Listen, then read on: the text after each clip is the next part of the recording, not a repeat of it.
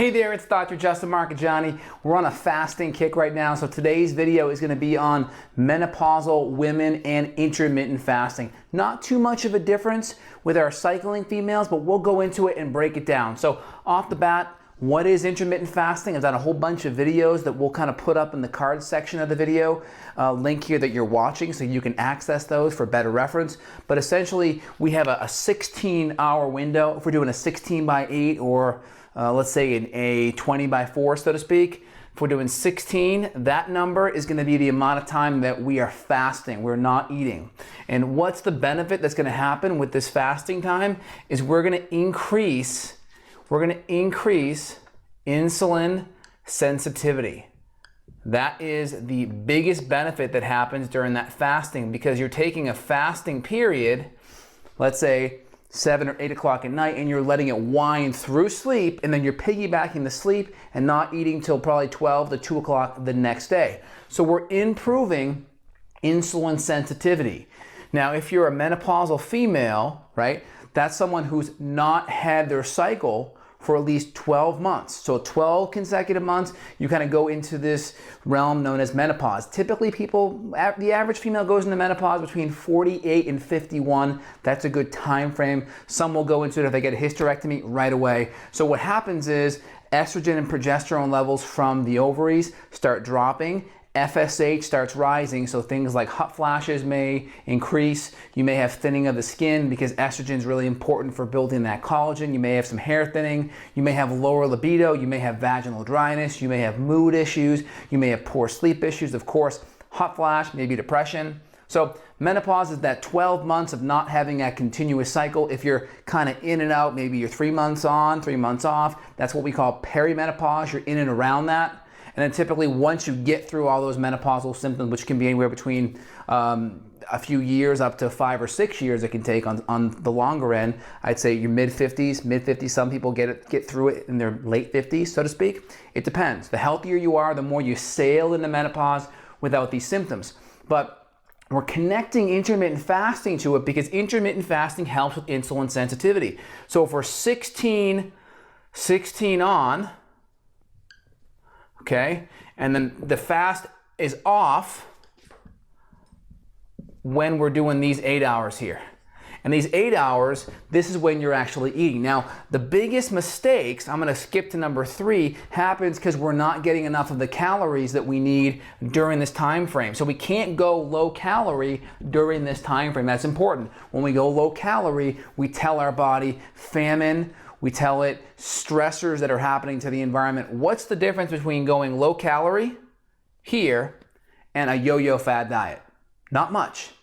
Again, we all know once you come off that yo-yo fad diet, you increase your weight by about 5% every single time. Why? Because you're slowing down your metabolism, you're decreasing your thyroid. Go into PubMed, type in hypocaloric diet and low thyroid or T3 levels or triiodothyronine levels. That's thyroid hormone T3, and you'll see that those levels drop. You'll also see reverse T3 goes up. So menopause, right? FSH, LH go up. Ovarian function, right? Ovarian function drops. So let's draw that out here real quick. So we have our brain. Okay, that's our brain. We have the feedback loop to the ovaries down here. Okay, we have these feedback loops that we talked about last week. We have LH and FSH over here. We have GnRH up top. Hypothalamus produces GnRH. Our pituitary produces LH and FSH. Our ovaries then spit out estrogen and progesterone. And what starts to happen is these numbers here, LH and FSH, start increasing because these are actually dropping. All right, because the ovaries are not functioning as well. The follicles are, so to speak, are running dry. We need follicles here in the ovary. Here are little follicles. to help stimulate that estrogen and progesterone, and those are starting to run dry, right? 48 to 51 is typically where that happens. All right, now where is the reserve of hormone coming from now? The reserve of hormones now going to be coming from our adrenal glands. So kind of freeze that picture here. Let's put a new color so we can emphasize it. We have our adrenal glands here, and now we're going to be getting DHEA. Let me clean that up, make it a little bit nicer for you guys. So we get our adrenals. We have DHEA coming out of here. Okay, DHEA can actually go downstream into estrogens. Okay, we also have some progesterone coming from here. Okay, so you can see the adrenals will pick up some slack on the back end here. So just kind of giving you this whole feedback. So now let's go back to fasting. Now that you kind of recall that, if you need to go back, just pause and rewind the video here. Just want to make a little bit more room on our whiteboard here. So the benefits are going to be insulin sensitivity. We talked about that, insulin sensitivity. That's very important.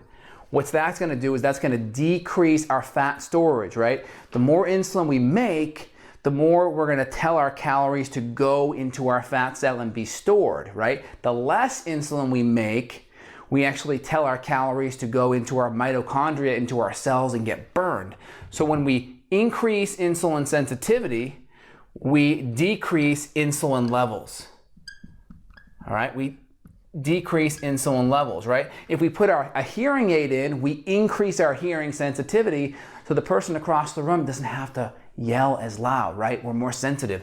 We actually lower our insulin. That can help our body fat, right? That can help our mitochondria. That can have lots of good benefits. So the biggest mistakes, where do they happen again? Not consuming enough calories in that 16/8, right? Now, who is this not good for? The people that have blood sugar issues. If you cannot go more than 2 to 3 hours without getting a headache or feeling a little bit anxious or heart flighty, having some palpitations, you're just feeling off. Well, you can't go too long. Your blood sugar is that off. That's not going to be good for you.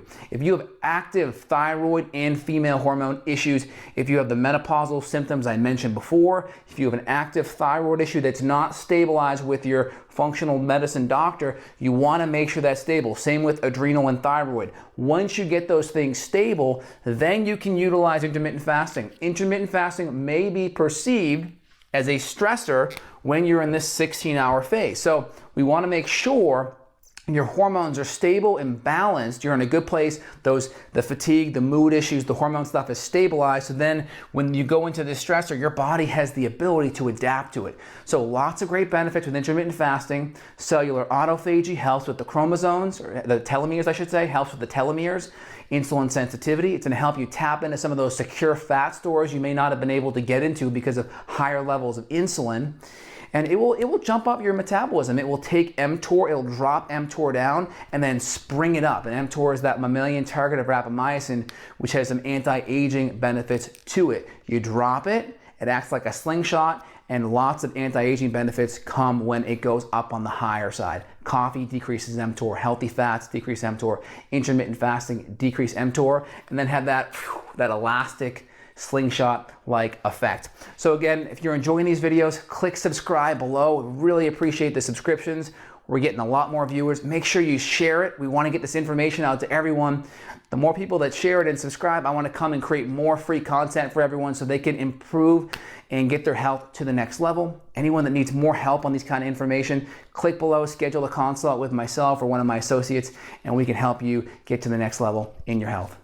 Thanks a lot. This is Dr. J signing off. Have a great night.